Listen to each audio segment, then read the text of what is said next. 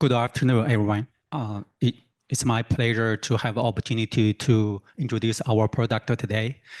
Today, I'm going to present one of our product we called Magtracker, which can be used as a non-toxic contrast agent for MRI imaging. All of us here probably know about MRI imaging. It's widely used in the clinical, such as CT, PET. One of the advantage of MRI is there's no limitation on the penetration. So you can imaging typically everywhere in your body. And the second, the strength for the MRI is high resolution. So that's because of high resolution, you can see into very small portion like your small blood vessels.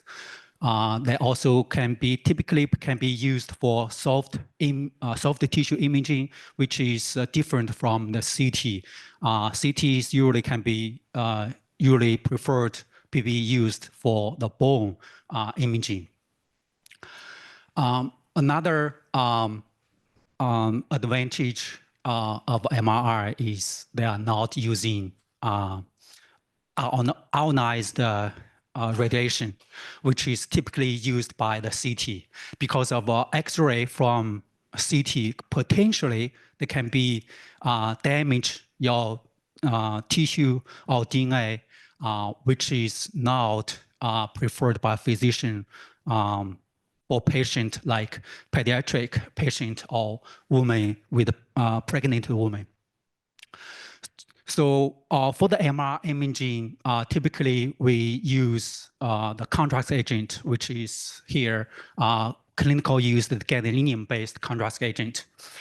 The global market value for MR contrast agent is about 1.5 billion in 2023, and it's project it will grow to 2.35 billion in 2033. So this is the typically contrast agent, gadolinium-based contrast, and you will see the difference. For example, in here, the study showed that if you didn't have the gadolinium injection, you can see something for experienced radiologist. However, if you inject the gadolinium, you can clearly see the lesion, what's abnormal part of the imaging. That's an advantage of a contrast agent using. However, there's a problems for this contrast agent. One big issue is high toxic issues known as nephrogenic systemic fibrosis, which is shown here, the picture here, which is a patient if they develop this with this disease. And also more and more studies show that this gadolinium can also be deposited on the brain, even for normal patient without renal system disease, because gadolinium is not needed for our bioactivity. So what happened if more and more gadolinium deposited in the brain? We don't know. So that's raised a question. So there's unmet need for a biocompatible contrast agent. Our solution is a Magtracker, which is an arrow-based contrast agent. It's uniform, it's high crystalline and high water dispersible and biocompatible contrast agent for MRI. So here is the data we did in the quick evaluation in the lab. So for the T2 weighted model, we see with the increase of the arrow concentration, the signal become darker and darker. And for in the T1 weighted phantom study, the signal become become brighter with the increase of the contrast agent, which is consistent with the contrast agent used for T1 or T2. We want to highlight is that we checked the literature basically first.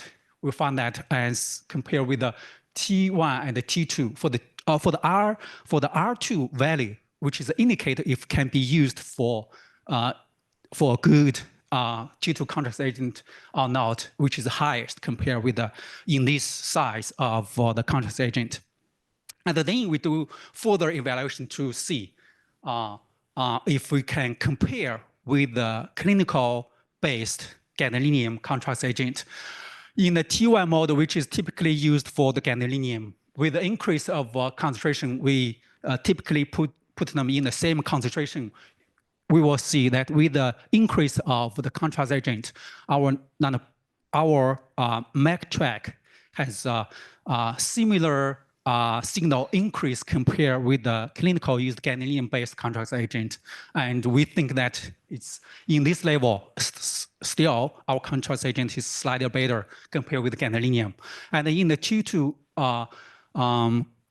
models, as a comparison, we will find that the our nanoparticle can be also used for the T2, which is not be used for gadolinium, which is open the door for potentially in the future, we can switch the T1 and T2 in the imaging, which some scientists are developing the technologies to use the algorithm to further increase these properties to increase the sensitivities.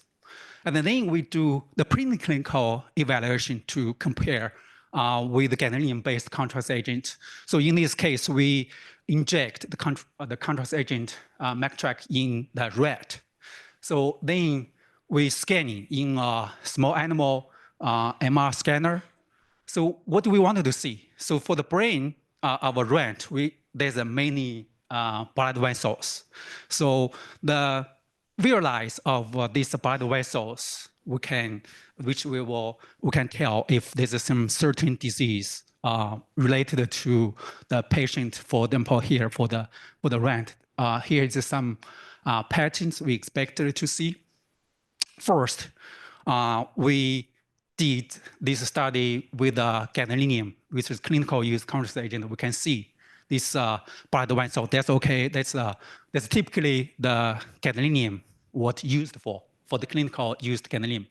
And the comparison, if we inject our Magtracker contrast agent, you will see it's much brighter. And we can also visualize some blood vessels, brain blood vessels, which could not be visualized with the clinical used gadolinium contrast agent. So that gives us some confidence that our contrast agent can be has higher performance compared with the clinical used gadolinium. So now I want to switch the gear to see if our Magtracker can be used for cancer imaging using another modality we call the magnetic particle imaging, which is an emerging new modality for imaging.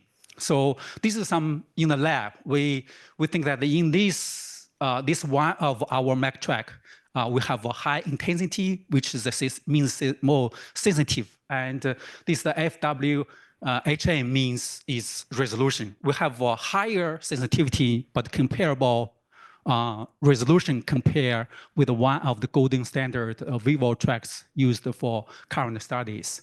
And we did the same thing. I will inject this Magtracker in the animal model, xenograft tumor model. We can visualize the tumor by using this Magtracker in using the MPI.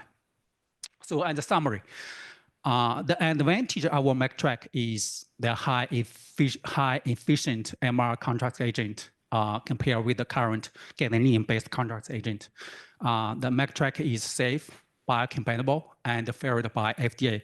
We know that this ARM-based component has been approved by FDA, so which is favored in the future translational study and development. And also Magtracker displays a better MPI intensity, which can be used for the cancer imaging using the new modality.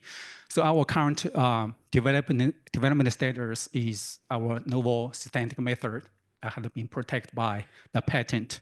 And also we obtained the seed grant from state of Mississippi for preclinical study. And this is our contact information. So you can contact by email, and also contact our tech transfer officer, Dr. Amisha Campbell. Thank you. I would like to take questions if you have.